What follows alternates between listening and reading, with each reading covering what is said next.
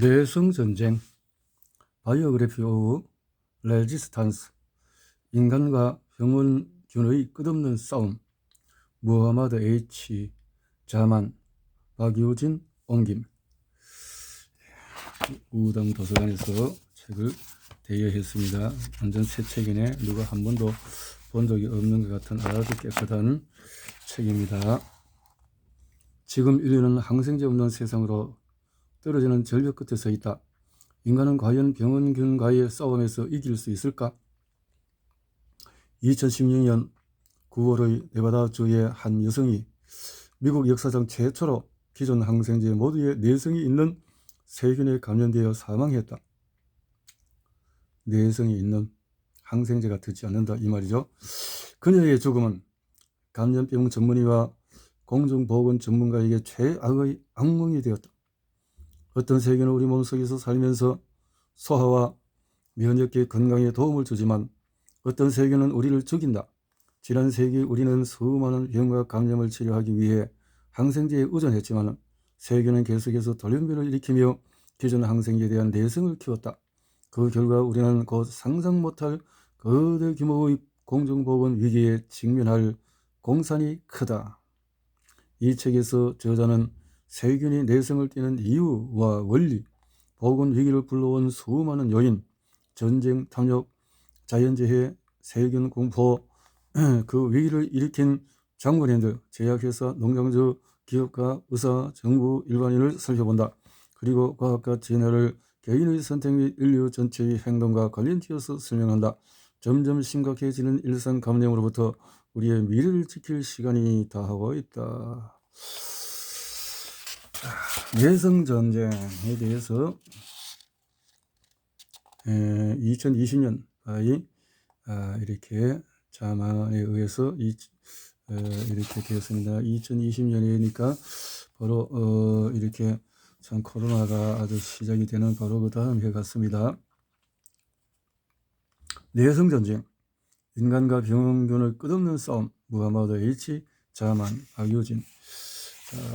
이 책의 아미와 아부에게 우리가 맞닥뜨린 문제 5천만 적적적적 바람만장한과 계층 등등등등서 이렇게 해서 책이 쓰여졌는데요. 이 책에 저자에 대한 내용이 어디 있을까 안 보이네. 먼저 세상은 스페인 독감으로 살인마, 그리고 세균 감염에 고생해 보지 않은 사람 모른다 하고 연세대 용동은 현재 우리는 코로나와 싸우지만 항생제 내성이 역시 심각한 문제다. 고간수 성균대 의대 교수. 우리는 아직도 폐렴과 싸운다라고 피터슨 유니세프 보건팀장. 원래는 책을 한 권만 읽어낸 사람보다 이 책을 고르기 바란다. 제레미 페리 웰컴 재단 이사장 한 권을 읽는다면 이 책을 귀중한 책이다 이 말이죠. 무하마드 H. 자만은 누구냐? 보스턴 대학교의 의공학 국제보건학 교수로 하버드 휴스 의학 연구소로부터 연구비를 지원받고 있다. 그의 논문은 네이처 사이언스, 렌시, 프리니터리 헬스 등의 학술지에 실렸다. 그는 뉴욕타임즈, 허핑턴 포스트, US 뉴스, 월드 리포트, 엘파이스, 재팬타임스 등 세계 주요 신문에 칼럼을 기고했으며 알자지라 같은 방송 매체와 세계경제포럼 같은 회의를 통해서 의견을 피력해 왔다. 그는 보스턴 대도시권에서 가족과 함께 살고 있다. 옹김비는 박유진 서울대학교 생물학 전공 번역가 바른번역회 회원인데 책을 다수 하셨네요. 이 참 책이 귀한 책인 것 같습니다. 블로그. 워쇼 카운티는 네바다주 서쪽 끝에 위치하며 북쪽으로는 오리건주, 서쪽으로는 캘리포니아주와 접한다. 곳곳에 그림 같은 호수와 멋진 사막이 있는 그곳은 뉴스에 잘 나오지 않는다. 그런데 2017년 1월 13일 워쇼 보건직 공무원들이 쓴 짧은 글이 미국 질병통제예방센터의 주간 이완율 사망률 보고서에 실리면서 전 세계는 충격을 받았다. 그런 보고서는 처음이었다. 이런 미국의 카운티 보건국이 기존의 모든 항생제가 전혀 안 되는 사례를 문서화한 최초의 보고서였다.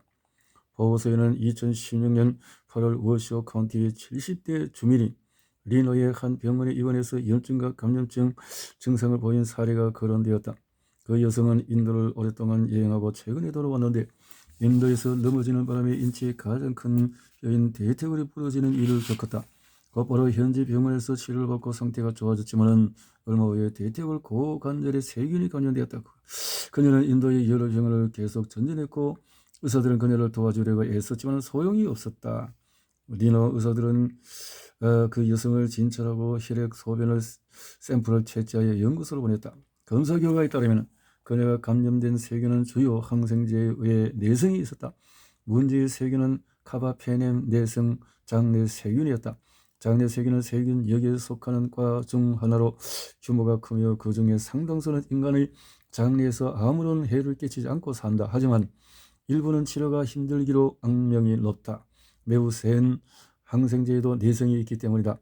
이 환자를 괴롭히던 세균은 장내세균과의 하위 분류군인 폐렴간균이었다. 폐렴간균은 폐렴이나 폐혈증을 일으키며 여러 감염의 주된 원인이다. 게다가 생명을 위협하기도 한다. 리노 의사들에게 이는 무척 특이한 일이었다. 그들은 병동에서 본 첫 번째 CRE 감염증 케이스였기 때문이다. 매우 심각한 감염증이 다른 환자들에게 전염될까봐 우려되는 환자를 급성질환 병동으로 옮겼다. 그리고 엄격한 관리 수칙에 따라서 환자와 접촉을 때문에 장갑과 마스크를 끼고 가운을 겹겹이 덧입었다. 항생제 여성은 감염병 전문의들이 자주 맞닥뜨리는 문제다.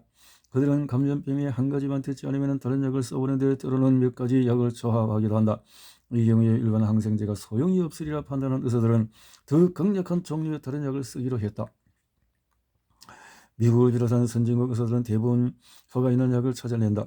치료 과정이 환자에게 고생스러울 수도 있고 회복이 더딜 수도 있지만 CRE 감염증에 걸린다고 모두 죽지는 않는다. 상당수 환자는 깨끗이 낫는데 그 이유는 의사들이 해당 감염증을 물리치는 적절한 약 또는 약의 조합을 찾아낸 덕분이다. 흔히 그러듯이 리노 의사들은 환자를 구할 항생제를 어떻게든 찾아내려 계속 애썼다. 하지만 이번에는 예상과 달랐다. 이 항생제도 저 항생제도 듣지 않았고 이 조합도 저 조합도 듣지 않았다. 어떤 약도 소용이 없는 듯했다. 감염증은 혈류를 따라서 몸 곳곳의 장기로 퍼졌다. 의사들은 당시 미국에서 사용 가능한 26가지 항생제를 모두 써보았으나 26가지? 감염증은 심해졌다. 그 여성을 리노 병원에 온 지 2주 만에 폐혈성 쇼크로 사망했다. 와, 이게 26가지 항생제가 다 들어갔으면 이거 항생제 때문에 죽지 않을까요? 너무 심각하게 이렇게 해야 되나?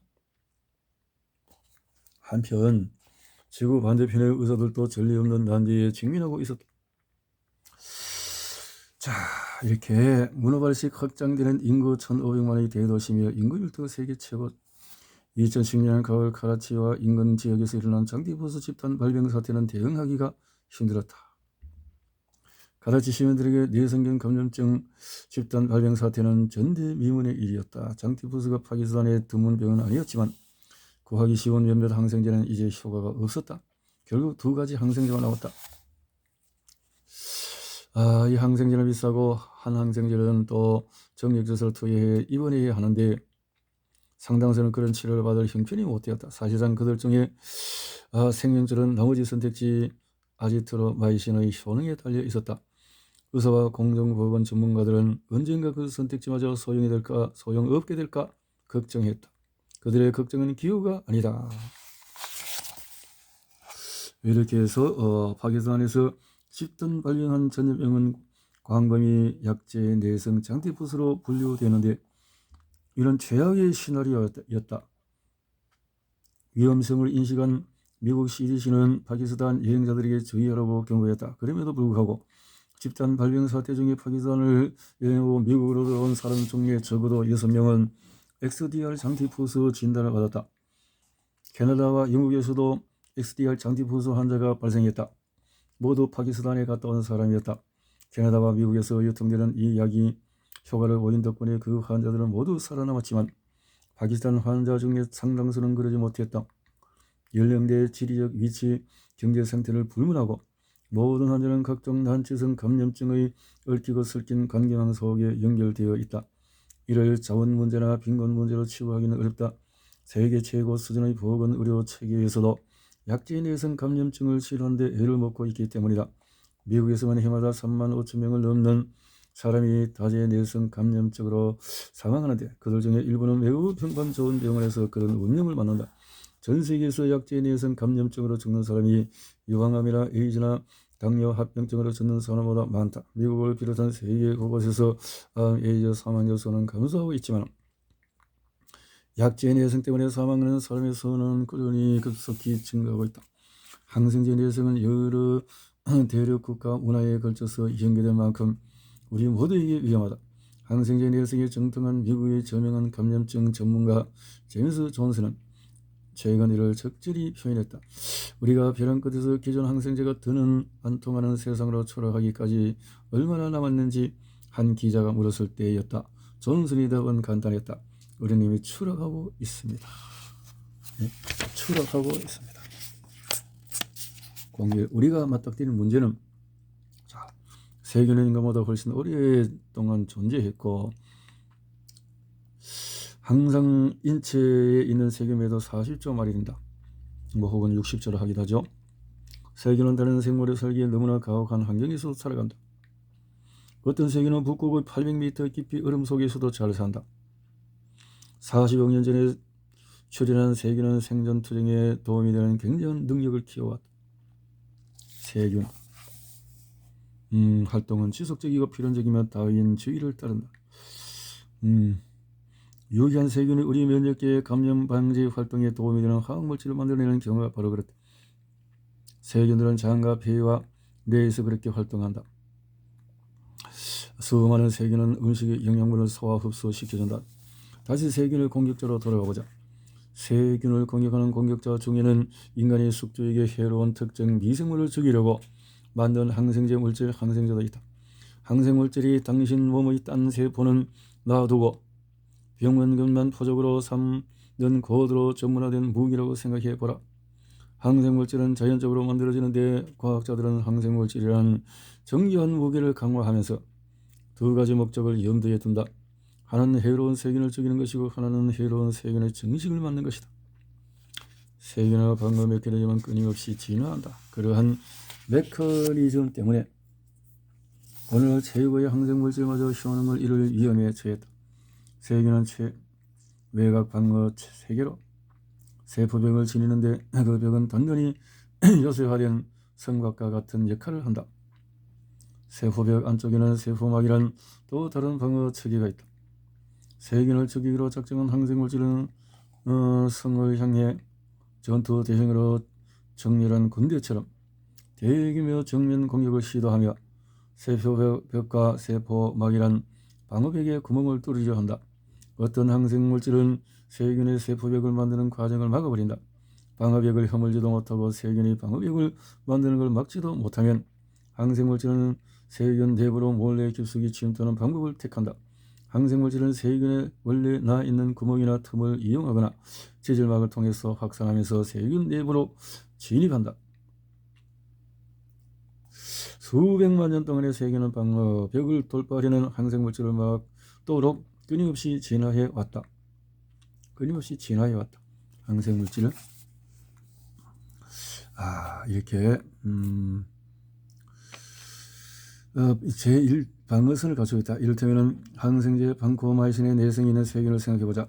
방코마이신은 메드실린 내성 항세포도 알균 감염증 같은 치명적인 전염병을 치료하는 데 사용하는 최후의 보루 항생제 중에 하나이고 MRSA 감염증은 병원에서 가장 심각하고 무서운 약제 내성 감염증으로 꼽히는 병이다. 방코마이신 내성균은 방코마이신이 인식하는 세포벽과 구조가 완전히 다른 세포벽을 만들어낸다. 그 결과로 방코마이신은 인식 불가능한 새로운 세포벽에서 튕겨나가 제 역할을 하지 못한다. 세균 세포는 또한 경비를 강화해 방어벽의 투과성을 낮추기도 한다. 그러면 세균은 내부로 들어오는 특정 항생물질의 양을 제로화하거나 엄격히 제한할 수 있다. 소량의 항생물질만 세균 내로 들어가면 항생물질이 세균을 죽이거나 세균의 복제를 막기가 훨씬 힘들어진다. 항생물질이 용케도 세균의 방어벽을 돌파하더라도 그 제2방어선에 맞닥뜨린다. 세균은 위험 요인은 치우고 내쫓는 매우 정교한 메커니즘을 지녔다. 이러한 메커니즘에는 유출 범퍼라고 불리는 장치를 이용한다.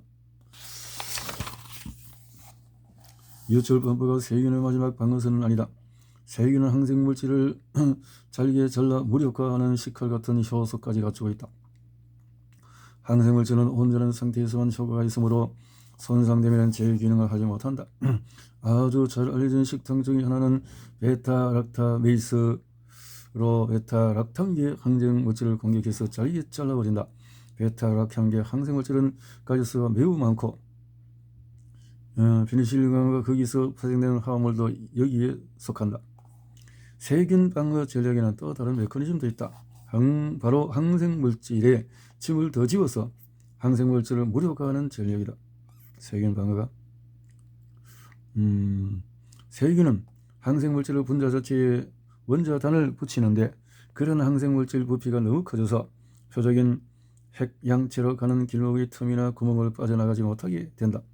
항생물질은 특정한 크기와 모양이어야만 표적에 도달하는데 마치 요새 내부 깊숙이 접근한 후에 무방비 구역에 떨어져야 폭발하는 소형 미사일과 비슷하다. 그런데 미사일 부피를 키워서 미사일이 표적에 다다르지 못하면 미사일은 무용지물이 된다. 일부 세균은 바로 그런 역할을 한다. 더더욱 놀라운 방어책을 지닌 세균도 있다. 어떤 항생물질 내성균은 항생물질이 목표를 하는 표적의 구조나 모양을 바꾼다. 항생물질은 특정한 모양과 크기와 표적을 찾다가 표적을 못 알아봐서 임무를 완수하지 못한다. 그 밖에도 세균이 지닌 장점은 많다. 그들은 실험실에서 국제 공동 연구나 자금 조달 없이 선대의 성과와 식견을 이어받은 과학자들의 행운 없이도 방어력과 회복력을 여러모로 점점 더 발전시킨다. 세균은 매우 단순한 의사결정 계통을 향유한다. 세균의 기능, 간단히 말하면 영양을 흡수하고 자신을 복제하는 일은 명령계통에 달렸다. 세균 내부의 핵양체 부위에는 세균의 DNA가 있고 DNA는 복제에서 물질 대사에 이르기까지 여러가지 기본에 필요한 모든 정보가 들어있다. 그리고 세포 내부에서 단백질을 만들어내는 정보도 들어있다. 어떤 항생물질은 DNA에서부터 단백질까지 이러한 명령계통을 개정해서 그 자연적인 과정을 방해함으로써 세포를 죽이고자 한다. 그런데 이를 막으려고 일부 세균은 대체 명령계통을 만들었다. 바꿔 말하면 생존과 복제에 꼭 필요한 기능을 수행하는 대체 단백질을 만들어냈다는 얘기다. 항생물질은 원래 단백질만을 표적으로 삼다 보니 세균에게 아무런 해도 입히지 못한다. 예컨대 mRNA는 항생제 메디실린의 공격을 이겨낼 새 경로를 지닌 새로운 일례다. 세균의 다중방어 메커니즘, 자연의 무척 오래된 작품 중에 하나로 끊임없이 진화하며 우리를 놀라게 하는 메커니즘은 인류 역사를 통해서 어느 시점에서든 우리보다 한 발 앞서 갔다. 아유. 이렇게 항생제가 급속히 무력화되는 현재 추세로라면 결과는 나빠질 공산이 크다. 언제든 1918년 스페인동과 같은 사태가 또다시 벌어질지 모른다. 항생제의 내성이라는 것이 이렇게 위험하다라는 거죠. 항생제의 내성.